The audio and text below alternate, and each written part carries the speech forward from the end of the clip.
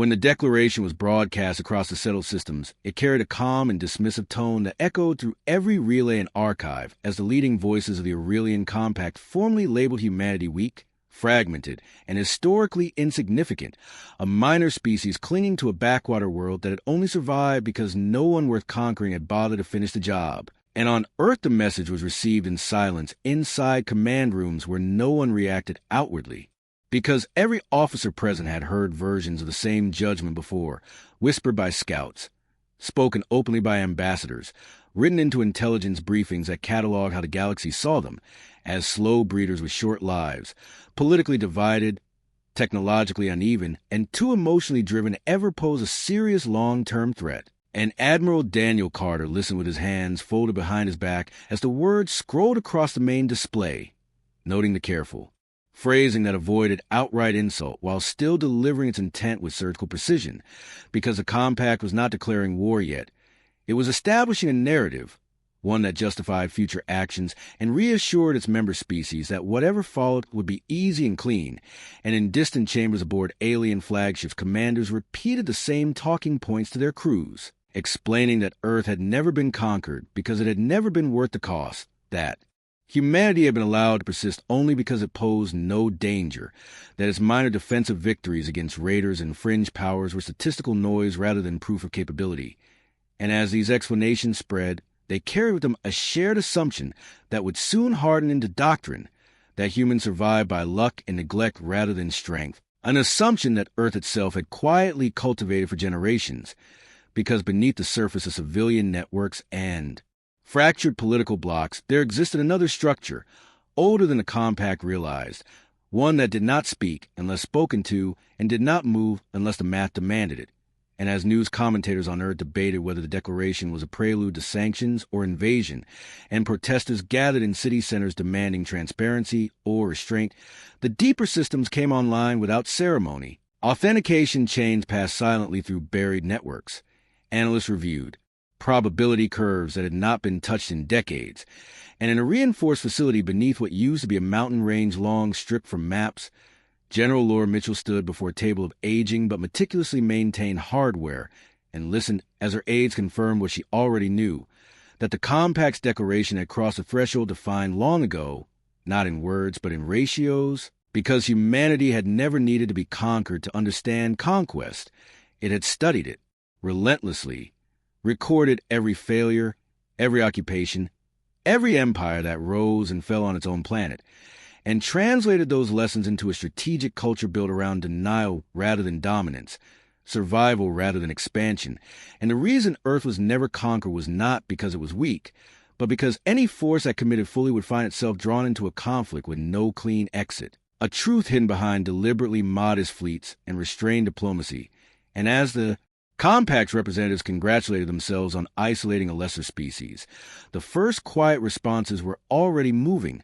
Couriers dispatched under civilian cover. Industrial lines shifted priorities under mundane budget justifications. And in orbit around distant stars, human-owned facilities that had been classified as research or logistics hubs began running drills that were never logged as military activity, while on an Aurelian command vessel, Captain Serix of Cathari read A, reports summarizing human capabilities and dismissed it with a flick of his claws, noting that the species had no unified doctrine and no true allies,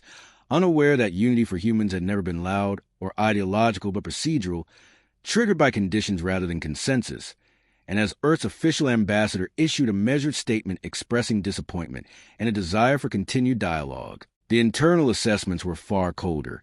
because the declaration had finally answered A, question debated quietly for years, whether the galaxy would ever push far enough to justify revealing what Earth had spent centuries ensuring no one would ever need to see. And as the lights dimmed in command centers and shift changes passed without comment, the first phase of a response older than any current government began, not with fleets or threats, but with patience, because humans had learned long ago that the most dangerous moment in any conflict was when the enemy believed the outcome was already decided. The Compact's follow-up actions unfolded exactly as human planners had predicted, because there were only so many ways a confident power could apply pressure to a species it believed incapable of meaningful resistance. And so trade corridors tightened first as inspections increased and shipping delays multiplied. Framed publicly as safety reviews, but understood privately as economic leverage, while frontier patrols shifted closer to human space under the justification of regional stability. And on Council broadcast, analysts spoke with smug certainty about how long Earth would take to bend, estimating months at most before internal division forced compliance. And across human media, the debate raged with familiar intensity, as some leaders argued for concessions to preserve access to off-world markets, while others demanded defiance, a noise that reassured alien observers that humanity was as fractured as advertised. Yet beneath that surface, General Mitchell and Admiral Carter oversaw a synchronization that did not require speeches or votes because it had been rehearsed in silence for generations. With civilian shipping algorithms rerouted to create redundancy, stockpiles released from deep storage under guise of infrastructure renewal, and retired personnel quietly recalled into advisory roles that bypassed public notice. While in orbit around Mars, a maintenance dock listed as inactive powered up its internal fabrication bays and began producing components that did not appear on any procurement ledger. And far beyond human space, listening arrays catalog compact fleet movements with increasing precision, feeding models that refined timelines rather than debating intentions. Because for humans, the question was never whether pressure would escalate, but when. And Captain Serix meanwhile attended briefings where projections showed Earth's exports declining and unrest increasing, reinforcing his belief that the species would fold before any shots were fired. And when a junior officer suggested that the absence of overt military response was unusual, Serix dismissed it as paralysis born of weakness, citing historical examples where lesser powers hesitated until it was too late, unaware that the lack of reaction was itself a data point being fed into human simulations that tracked alien complacency as carefully as ship tonnage. And as weeks passed, the compact authorized limited interdictions against human flag vessels near contested zones, stopping short of destruction, but sending a clear signal of dominance.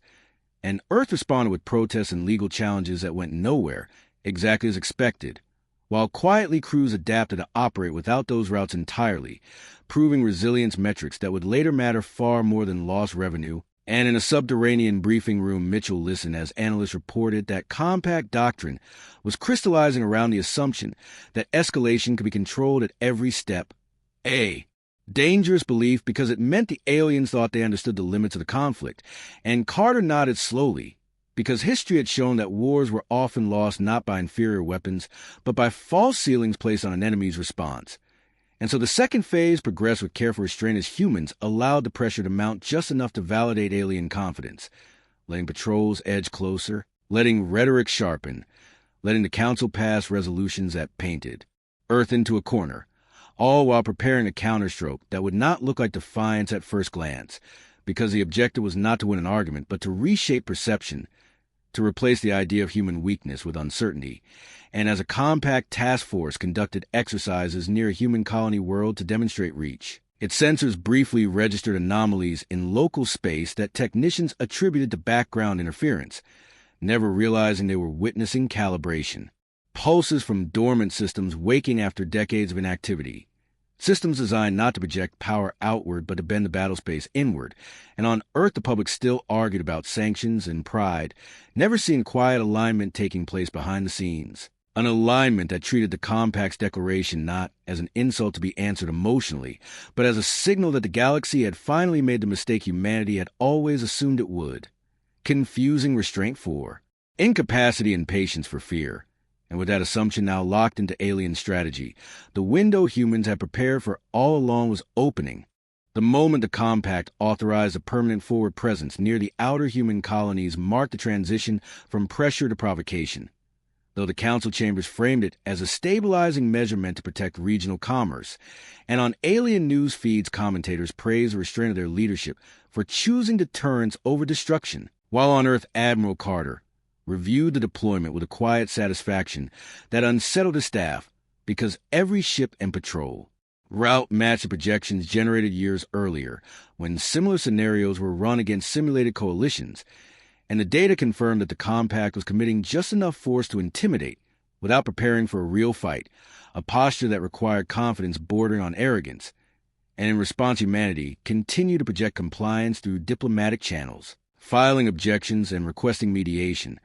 while its internal networks shifted into a mode that bypassed civilian oversight entirely, activating legacy authorities written into international frameworks that no longer existed publicly but still bound the institutions that had survived them, and across human space small changes accumulated that meant little in isolation, but together formed a lattice of readiness. Fuel reserves redistributed, training rotations adjusted to include environments matching compact vessel interiors. Software updates pushed to civilian traffic control systems that quietly embedded contingency subroutines, and in the depths of the Kuiper installations long considered obsolete, reactors were brought to full operational output for the first time in decades, not to power fleets, but to sustain systems whose purpose was denial rather than confrontation, while Captain Serix grew increasingly dismissive of human responses, noting in his logs that the species appeared trapped in procedural resistance and lacked the will to escalate, and when one of his sensor officers reported persistent background distortions during patrols, Serix attributed them to outdated equipment struggling to interpret human space, reinforcing his belief that Earth relied on clutter and confusion rather than true capability, a belief shared by his superiors who approved a live interdiction exercise against a human convoy as a demonstration of resolve, and when the operation unfolded it seemed to validate every assumption as the convoy altered course and complied without resistance, transmitting legal protests instead of countermeasures, and compact crews celebrated the clean execution as proof that humanity could be coerced indefinitely, unaware that the convoy's passive compliance was itself a test run for protocols that measure response times and command latency across alien networks, feeding results into models that now reach confidence thresholds long considered theoretical, and on Earth General Mitchell authorized a transition into what planners referred to as adaptive posture, a state in which humanity would no longer prevent escalation but shape it, allowing the compact to choose the timing and context of the next move while ensuring that every option available to them led deeper into a framework humans controlled. And as the forward presence solidified and alien ships established predictable patrol cycles, human analysts mapped those rhythms with obsessive precision, identifying dependencies and redundancies not for immediate exploitation but to understand how deeply the compact believed in its own safety, because the core lesson of Earth's history was that empires rarely fell when challenged directly. They collapsed when forced to confront the fragility they had convinced themselves did not exist. And so while the galaxy watched the weak species bend under pressure, humanity waited with practiced calm, letting the trap assemble itself piece by piece, confident that the declaration meant to diminish them had instead guaranteed that when the compact finally pushed too far, it would do so without understanding why Earth had been left alone for so long. The first shots were not meant to start a war, and that was precisely why they mattered, because when a compact patrol destroyed a human unmanned sensor platform near the edge of a contested system, the Council classified it as an enforcement action rather than an act of aggression, issuing a brief statement that blamed navigational interference and asserting the right to maintain order. And on Earth, the public response followed the expected pattern of outrage and calls for restraint while official channels demanded an investigation. Yet inside the secured networks, the event was logged as confirmation that escalation had crossed from hypothetical to kinetic, and Admiral Carter convened a session that did not appear on any schedule where probability curves were updated, and a long dormant line on a chart finally turned green, indicating that the compact now believed it could apply force without consequence, the most dangerous and most useful belief an adversary could hold. And General Mitchell authorized measures that would have appeared disproportionate had anyone outside the room known of them, because the response was not aimed at the patrol that fired the shots, but at the assumptions that allowed it to do so, and across human space systems that had remained passive for generations, initiated low-power activation cycles that altered local physics just enough to be noticed as anomalies by compact sensors, creating inconsistencies that technicians struggled to explain without escalating concerns up the chain of command, while human diplomats requested joint technical committees to investigate the disturbances, offering transparency and cooperation that reinforced the image of nervous lesser power, and Captain Serix received updated orders to increase patrol density to reassure member worlds, interpreting the sensor issues as proof that human infrastructure was degrading under pressure, unaware that each additional patrol tightened the net around. his own forces by increasing their reliance on shared navigational data streams that humans have been quietly mapping since the forward presence began. And as days passed, those streams exhibited minor errors that crews compensated for instinctively, trusting in their training and redundancy, never considering that the errors were being shaped rather than generated. And on Earth, analysts monitored stress indicators within compact command hierarchies, noting how quickly minor uncertainties were rationalized away by leaders invested in the narrative of human weakness, a pattern that history suggested would persist until consequences could no longer be deferred. And when a second enforcement action resulted in the seizure of a human freighter and the detention of its crew, the Council again framed it as routine, expecting protests and nothing more. But this time the human response shifted subtly as requests for access were delayed, and legal filings grew more complex, buying time while behind the scenes, the adaptive posture transitioned into execution readiness, and Mitchell addressed a small group of officers with a reminder drawn from Earth's own past that the opening moves of most disastrous wars were often justified as limited and reasonable, and that survival depended on recognizing when an opponent had committed to a path they believed was safe,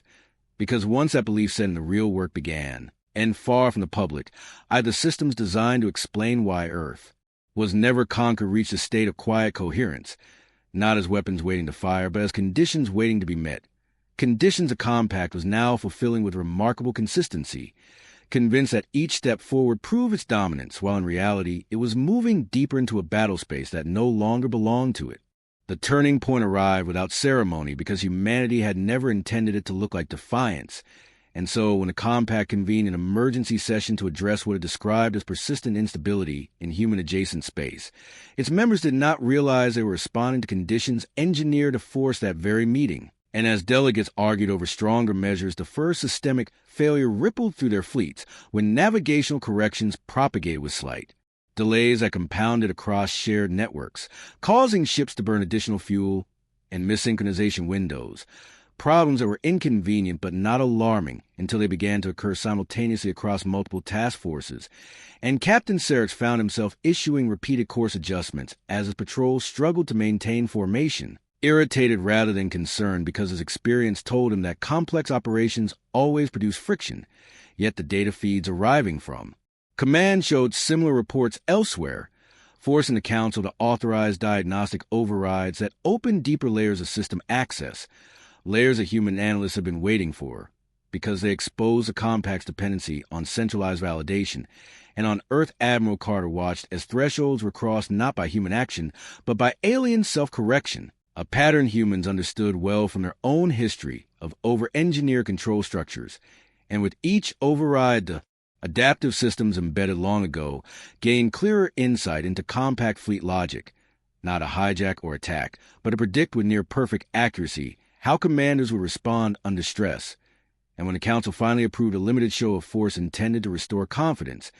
dispatching a reinforced armada to stage exercises near Earth itself, the decision was celebrated as a demonstration of unity and strength, while within human command it was logged as the final confirmation that deterrence through obscurity had run its course, because the Armada's route and timing aligned so closely with projected behavior that confidence metrics exceeded every historical benchmark, and General Mitchell authorized the first overt human move, not a strike, but a broadcast transmitted on open channels as the Armada entered range, a calm notification that Earth would temporarily restrict transit through several volumes of space for safety reasons, a message that compact commanders initially mocked until their sensors confirmed that the listed volumes now exhibited physical properties inconsistent with standard travel, forcing ships to divert or risk catastrophic failure. And as confusion spread, Serix demanded explanations from his technical staff, who could only report that the distortions were stable, deliberate, and expanding, not weapons in any traditional sense, but environmental constraints that rendered the Armada's mass and firepower irrelevant. And for the first time, compact leadership faced a problem that could not be solved by escalation, because every additional ship increased logistical strain without increasing control, while Earth's fleets remained conspicuously absent, reinforcing the unsettling realization that humanity was shaping the battlefield without revealing itself. And as the Armada slowed and regrouped under growing scrutiny from member worlds, the narrative of human weakness began to fracture, replaced by an uncomfortable question, spreading quietly through alien command structures. If humans could do this without firing a shot, what else had they chosen not to show? And on Earth, Carter allowed himself a single moment of reflection before issuing new instructions, because the galaxy was finally beginning to understand the real answer to why Earth was never conquered, and that understanding was only the beginning. Panic never appeared in official compact communications, but it spread through secondary channels with alarming speed as analysts struggled to reconcile doctrine with reality, because the restricted volumes around Earth did not behave like minefields or weaponized zones that could be cleared or suppressed. They behaved like altered space itself, obeying rules that human representatives calmly explained were the result of long-term infrastructure projects intended for planetary defense. And when Council delegates demanded to know why such systems had never been disclosed, the answer was delivered with disarming simplicity, that they had never been required to be, because they did not threaten normal traffic and only activated under specific risk conditions, conditions that the compact itself had now met, and Captain Serix watched in disbelief as orders shifted from assertive maneuvering to cautious, holding patterns. His fleet, suddenly bound by constraints no amount of firepower could change, and when some commanders proposed forcing passage to reassert dominance, simulations quickly showed unacceptable losses not from enemy action, but from environmental collapse, a concept alien strategists were ill-equipped to handle because their history favored decisive engagements over prolonged denial. And as days passed, the Armada remained stalled while supply lines stretched and political pressure mounted from member worlds questioning why their ships were exposed so close to a supposedly weak planet. And on Earth, Admiral Carter coordinated a measured release of information through neutral channels, not boasting or threatening, but explaining the historical logic behind Earth's defenses, how centuries of vulnerability had taught humans to prioritize survivability over conquest, to invest in systems that made occupation unsustainable rather than fleets that invited arms races. And the message resonated uneasily across the galaxy as smaller powers began reassessing their own assumptions about human capability. While General Mitchell authorized limited humanitarian corridors through the restricted volumes to demonstrate control and intent, allowing compact civilian traffic to pass safely under human guidance, a gesture that contrasted sharply with the Armada's impotence and further eroded the narrative of human weakness. And within compact command, dissent grew as officers questioned the wisdom of continuing an operation that no longer served its stated goals. Yet withdrawal carried its own risks because leaving without concessions would signal failure, a dilemma that human planners had anticipated because it mirrored countless conflicts from their own past where pride delayed retreat until options narrowed,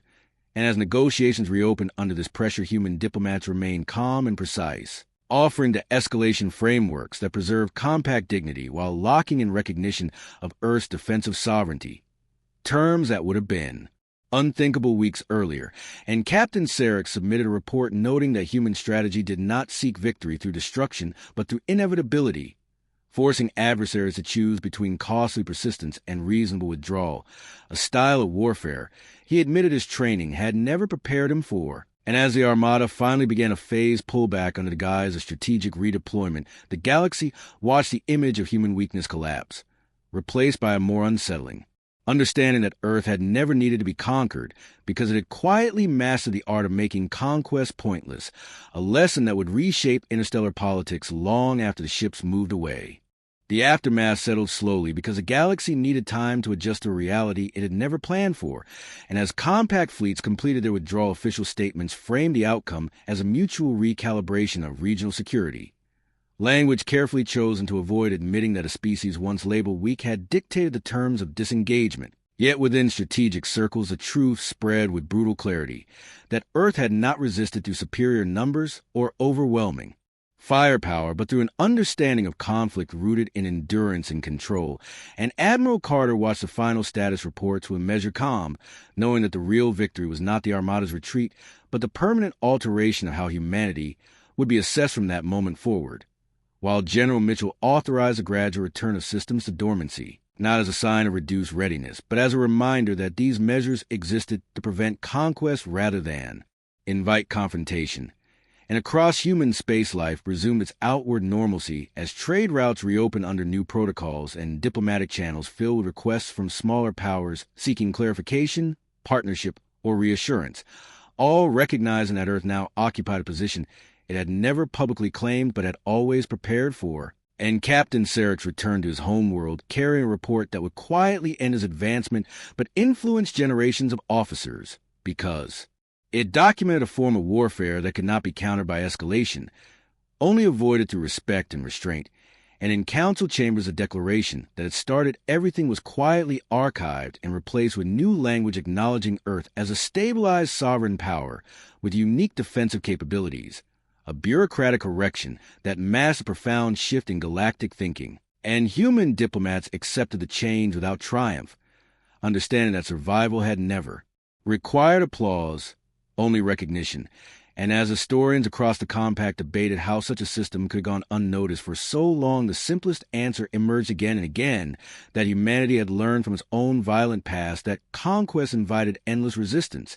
and so it had chosen a different path, one that made invasion futile rather than impossible. And as the galaxy moved on and new conflicts captured attention, the lesson endured beneath the noise, that Earth was never conquered, not because it was weak or overlooked, but because any force that tried would eventually discover what the compact had learned too late, that humanity did not need to dominate the stars to be unconquerable. It only needed the patience to let others prove why conquest was never worth the cost.